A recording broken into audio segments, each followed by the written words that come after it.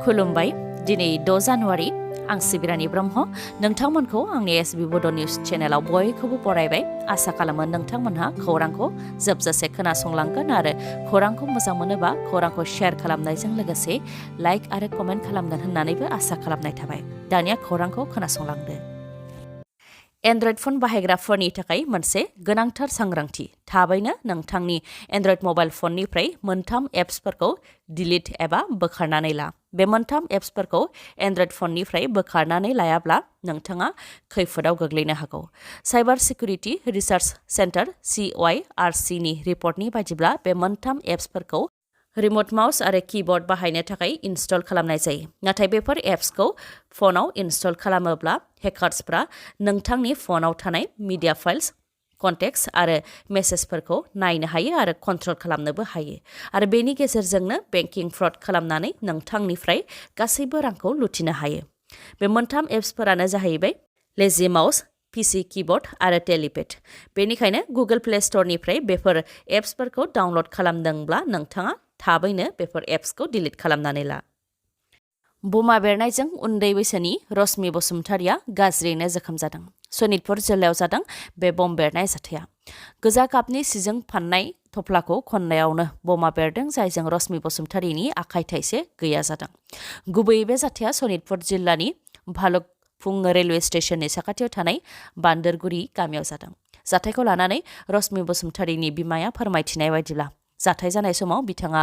गिर्जायाव दंमोन बेयावनो फिसाजो रश्मिया फरायसालि गखांनायनि उनाव गिर्जायाव बिमाजों थानो थाखाय फैदोंमन नाथाय इउनिफर्म गाननायलाय बिमाया गावजों लोगोआव लाखियाखैमोन आरो न'आव थांनानै इउनिफर्म सोलायनानै फैफिननो थाखाय फिसाजोखौ न' फारसे थिनहरदोंमोन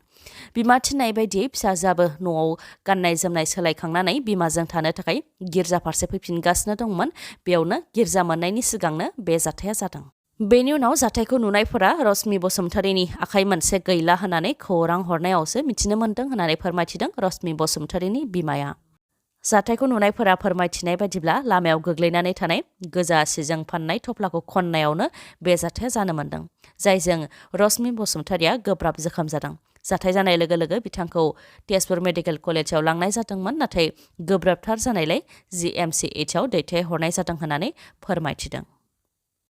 काछारनि खाथिगरायाव दुंहाव थासारि रोजा रोजा सुबुंफोरा आखायाव प्ले कार्ड लानानै आसामनि गिबि मन्थ्रि डक्टर हेमन्त बिश्व शर्मा आरो आसाम सरकारनि हेंथायै खुद्रिदों काछारनि खाथिगरा बियाबनि 16 गामिफोरा करिमगन्ज आरो हाइलाकान्दि जिल्लायाव हाबहैगोनखौ लानानै रोजा रोजा रायजो राजाफ्रा सार्कोल अफिसखौ बेंखनानै सोमावसारदों आरो गोसोखां बिलाइ गथायनानै आयेनखौ सिफायफिननो थाखाय सोरखारखौ खावलायदों नङाबा गोख्रों सोमावसारनाय हाबाफारि लानो हुमखि होदों आरो सप्तासेनि गेजेरावनो गेदेर सभा लानो थाखायबो बुंथिदों रायजो राजाफ्रा आरो गामिफोरखौ मोनसे जिल्लानिफ्राय गुबुन मोनसे जिल्लासिम सोलाय सोल' खालामनायनि आयेनखौ सोरखारा सिफायफिनाब्ला रायजो राजाया ओरैनो जिरायनानै थानाय नङा गोनांथि जायोबा लामा जथेगोन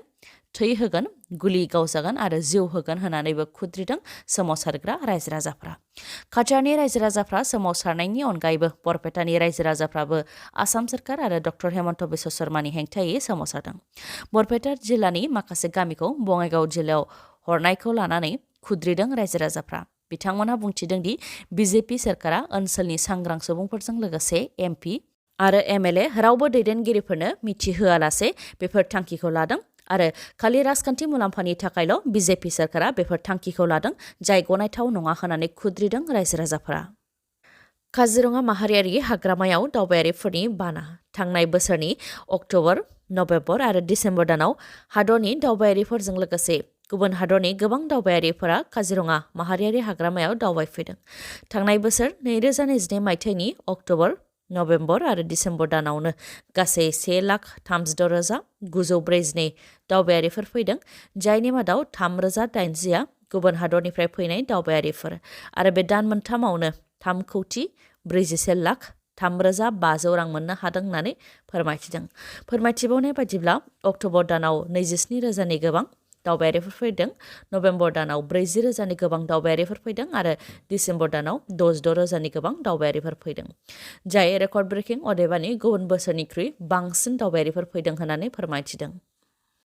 बारग' एनडिबिफोरनि थाखाय मोनसे फोसावनाय जाय बारग' एनडिबिफोरनि केसआ आसामनि अनगायै गुबुन गुबुन रायजोफोरावबो रेजिस्टार जानानै दं बिथांमोनहा थाबैनो 7086677107 बे नाम्बाराव WhatsAppनि गेजेरजों गाव गावनि केस नाम्बारजों लोगोसे गासैबो डिटेल्सखौ हरनो थाखाय खावलायहरदों। बेजों लोगोसेनो दौलेंफानानै गावनि जिउखौ फोजोबनानै लानाय बारग' एनडिबिनि सोद्रोमा बिस्वजित बसुमतारीनि जिउ गोमानायखौ लानानै इउनाइटेड फराम अफ एक्स एनडिबिनिफ्राय दुखु मोननाय फोरमायथिदों। इउनाइटेड फराम अफ एक्स एनडिबिनिफ्राय फोरमायथिनाय बायदिब्ला बिस्वजित दैमारि उफ्रामुं बि बिरसा बिथाङा चिरां जिल्लानि 1 नं आमगुरि नयानपारानि थागिबिमोन आरो बिथाङा थांनाय 4 जानुवारियावनो गोदोनायाव दौलेंफानानै गावनि जिउखौ फोजोबनानै लादोंमोन। बिथांनिया अरुणाचल प्रदेशआव केस दंमोन आरो केसनि खनले वारेन्ट फैबाय थानायावनो बिथाङा राहा गैयै जानानै गावनि जिउखौ फोजोबनानै लानो गोनां जादों होननानै मिथिनो मोन्दों होननानै फोरमायथिदोंमोन इउनाइटेड फराम अफ एक्स एनडिबिनिफ्राय। लोगोसे फोरमायथिबावदों दि गोजोन गोरोबथा जानायनि उनावबो एक्स एनडिबिफोरा सासे नङा सानै गावनि जिउखौ फोजोबनानै लानो गोनां जाबाय। बेनिखायनो बेनि सायाव जों बयबो नोजोर होनाया गाहाम जाहाथे उननि समाव बेबायदि दुखुनांथाव जाथाय जाबावा होननानै बुंथियो आरो बेनि थाखाय भारत सरकार, आसाम सरकार आरो बिटिसि सरकारखौबो खावलायहरो बिथांमोनहा। बेनि अनगायैबो जायफोर एक्स एनडिबिफोरनिया केस वारेन्ट फैदों बिथांमोनहा थाबैनो जाहाथे इउनाइटेड फराम अफ एक्स एनडिबिजों जगाजग खालामो बेनि थाखायबो खावलायहरो इउनाइटेड फराम अफ एक्स एनडिबिनिफ्राय। थारैनो एनडिबिफोरजों गोजोन गोरोबथा जानाया 3 बोसोर जानायनि लामायाव, अब्लाबो गोबां एनडिबिफोरनियानो दासिमबो केस बोखारजायाखै आरो जोबथेसालिनिफ्रायबो उदां जानो हायाखै, जाय जोबोद दुखुनांथाव आरो एनडिबिफोरजों गोजोन गोरोबथा खालामनाया मा फिथाइ थायगोन बेखौ समासो खिथागोन। इउपिपिएल आरो बिपिएफजों लोगोसे गासैबो माहारियारि आफादफोरखौ जयै बाहागो लाफैनो थाखाय खावलायहरदों एबसुआ। बे समा खैफोदनि सम। क'क्राझार लकसभा एसटि खथाया दानजायोबा बे गासै बर' हारिनि थाखायनो मोनसे गेदेर खैफोद। बेनिखायनो बियाब दाफामनायनि सायाव गुवारै सावरायलायनो थाखाय हांख्रायहरदों एबसुनिफ्राय। फैगौ 7 जानुवारि अदेबानि गाबोन 11 रिंगायाव काजलगावआव थानाय चिरां जिल्ला मावखुलि अडिट'रियाम हलाव बियाब दाफामनायखौ लानानै गुवारै आरो गोथौयै सावरायलायनो थाखाय राजखान्थियारि आफाद इउपिपिएल, बिपिएफ, ओनसोलनि कंग्रेस आरो बिजेपिनि दैदेनगिरिफोरजों लोगोसे बर' थुनलाइ आफाद, ट्राइबेल संघ, हारिमु आफाद, आइजो अनसाय आफाद, राइटार्स एकाडेमि गासैबो आफादफोरखौनो फैनानै सावरायलायनायाव बाहागो लाफैनो थाखाय हांख्रायहरदों दिपेन बर'आ। बिथाङा फोरमायथिदों दि क'क्राझार लकसभा बियाबा भारतआव उदांस्रि जानायनि उननिफ्रायनो एसटि खथा, नाथाय थांनाय 2001 मायथाइनि सेन्सासनि सायाव बिथा खालामनानै 2002 मायथाइयाव 2002 डिलिमिटेशन एक्ट बानायनाय जादोंमोन आरो बेनि गेजेरजों 2007 मायथाइयाव ड्राफ्ट बानायनाय जादों। जाय ड्राफ्टआव क'क्राझार आरो अदालगुरियाव लकसभा सिट दं, नाथाय क'क्राझार लकसभा सिटनि एसटि खथाखौ बोखारनानै लखिमपुराव हरनाय जादों।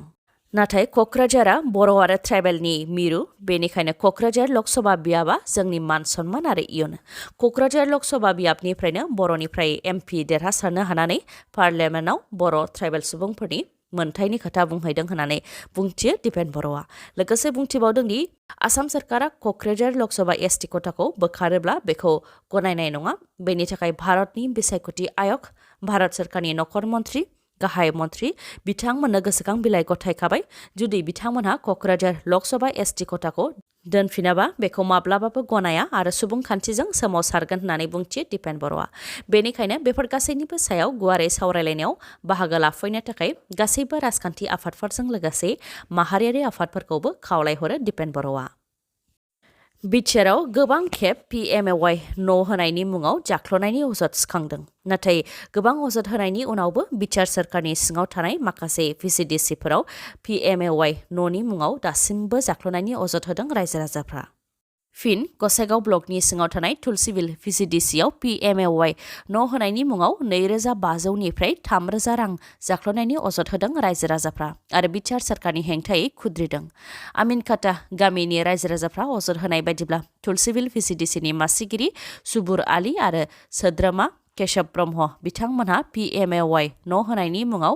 रां लागासिनो होननानै अजद होदों। रायजो राजाफ्रा फोरमायथिबावनाय बायदिब्ला 1000 रां लाखांनायनि उनाव आरोबाव 1500 रां बिबावदों आरो जायफोरा 500 रांल' होदों बिथांमोननि फोरमान बिलाइखौ जमा लाखियाखै। गासै 2500 रां होब्लासो जमा लागोन, नङाबा जमा लाया होननानै अजद होदों रायजो राजाफ्रा। न'नि खामानिया जागायजेनाखै, बाला अन्थाइ इथा बायदि जेबोआनो सौफैजेनाखै बेनि सिगांनो रां खांनाय जादों होननानै फोरमायथिदों रायजो राजाफ्रा, जायखौ लानानै खुद्रिदों रायजो राजाफ्रा। खौरांखौ जोबजासे नायनायनि थाखाय गोजोन्थों। नोंथाङा जुदि खौरांखौ मोजां मोनदोंबा अन्नानै लाइक, कमेन्ट आरो शेयार खालामनो दाबाव। गोजोन्थों।